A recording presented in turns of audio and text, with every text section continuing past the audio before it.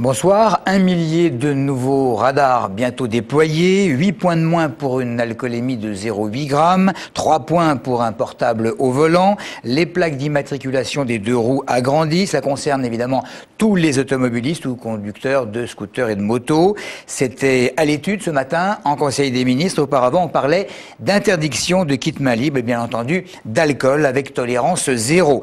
Quelques Essonniens donnent leur avis. Que les gens soient plus disciplinés. C'est déjà la première chose. Moi, je pense qu'il faut limiter la vitesse. Oui, et faire plus attention. Que les gens soient plus prudents, qu'ils mettent les clignotants quand il faut. Limiter les vitesses de toute manière, un chauffeur restera toujours un chauffeur. Éviter de téléphoner au volant, mais bon, si on part de ce principe-là, on doit avoir les 2 mains sur le volant. Donc on devrait pas passer les vitesses, pas fumer des cigarettes et puis avoir quelqu'un à côté de soi, c'est pareil, ça peut toujours déconcentrer. L'alcool au volant zéro, comme dans d'autres pays, ils l'ont adopté quand même. Hein. L'alcool, effectivement, on en parle beaucoup, mais c'est vrai que les jeunes ne comprennent pas ce qui se passe là actuellement. Je pense qu'il faut réduire parce qu'ils ont besoin qu'ils comprennent que ça cause beaucoup de problèmes. Hein. On dit les jeunes, mais les moins jeunes, des fois, ils sont pas raisonnables non plus. Moi, j'ai vu les gens, un téléphone ici, l'autre côté, puis avec un main, ils tenaient le volant. Ça, c'est un enfoiré, chauffard. Et c'est celui-là qui tue les familles. L'examen au Sénat du texte réformant l'hospitalisation d'office auquel sont opposés les psychiatres, de nombreuses associations, des syndicats, des partis politiques et diverses personnalités ont manifesté hier en dénonçant un texte qualifié de plus sécuritaire que sanitaire. Flore Onissa. Le projet de loi actuellement en discussion au Sénat instaure plusieurs notions. 2 mesures sont particulièrement contestées par les syndicats de psychiatres. La première prévoit la création de soins sous contrainte en dehors de l'hôpital. La seconde institue une période d'observation obligatoire de 72 heures avant l'hospitalisation d'office. Ces mesures souhaitées par Nicolas Sarkozy en 2008, après le meurtre d'un étudiant par un schizophrène en fuite, sont vivement contestées. Nous disons que c'est une loi sécuritaire et pas une loi sanitaire, parce qu'une de nos demandes en particulier était que la référence aux troubles de l'ordre public ne paraisse pas dans la loi.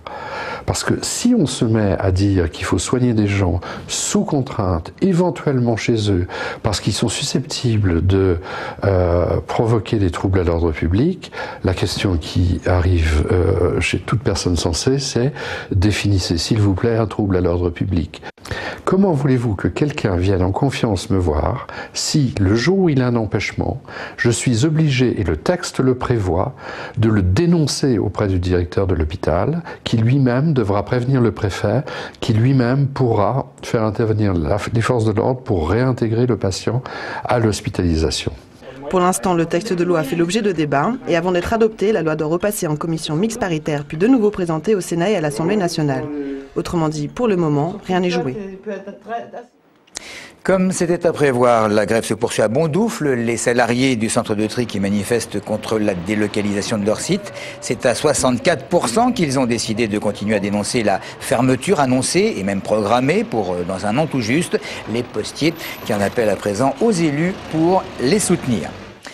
À l'approche de la mort, la souffrance psychologique dépasse parfois la souffrance physique. Dans les unités de soins palliatifs, les bénévoles écoutent et soulagent les malades et leurs familles, mais les associations, comme l'a constaté Christophe Garnier, manquent de volontaires pour jouer ce rôle.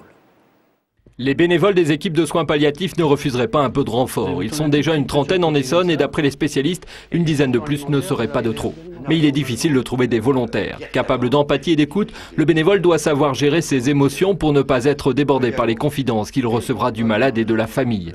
Chaque nouveau venu reçoit une formation de 3 jours, est accompagné d'un tuteur pendant ses 3 premiers mois, puis est suivi régulièrement en groupe de parole par des psychologues. Il donnera ensuite une après-midi par semaine aux patients, une expérience qui a changé la vie de François Soureya. Ça m'a appris à écouter déjà, c'est pas une chose qui est très naturelle.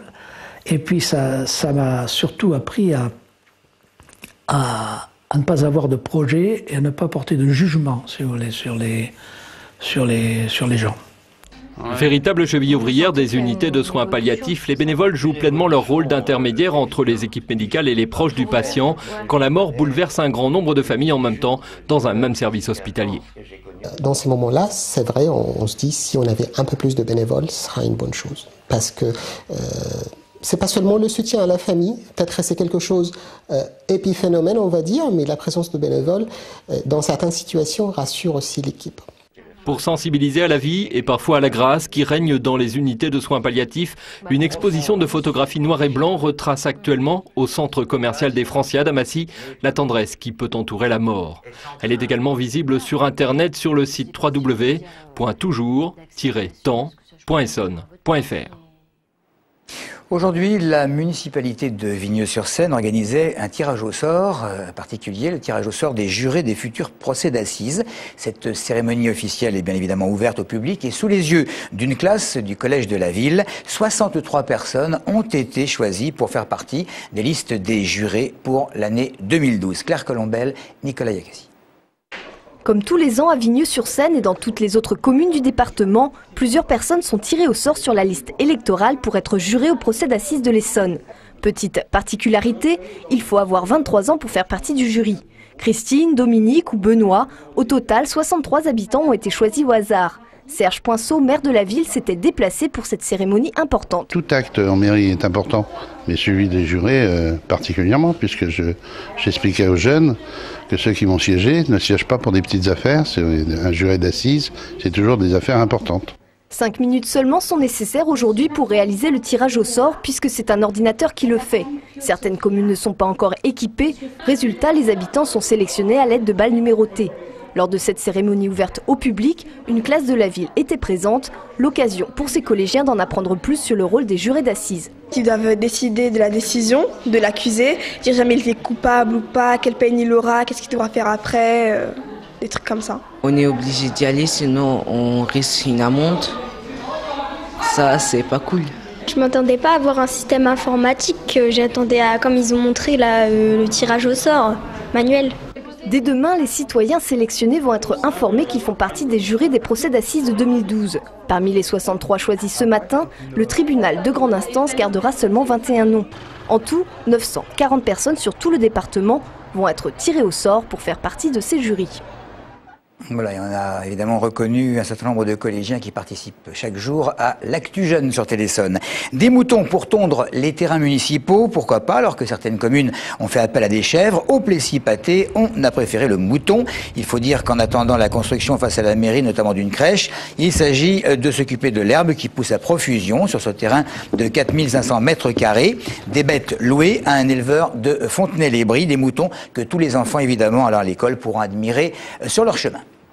J'ai pensé intéressant qu'on puisse faire ce qu'on appelle de l'éco-pâturage en centre-ville, de façon à ce que on favorise une biodiversité localement, que l'on puisse aussi sensibiliser le public à l'introduction d'animaux comme cela en ville. Il est prévu qu'on puisse faire quelques animations et on réfléchit peut-être à l'introduction de ruches de façon à pouvoir faire peut-être un miel local qu'on pourrait mettre à disposition des enfants avec des animations pédagogiques. Et c'est là-dessus que nous refermons notre journal. Merci de l'avoir suivi.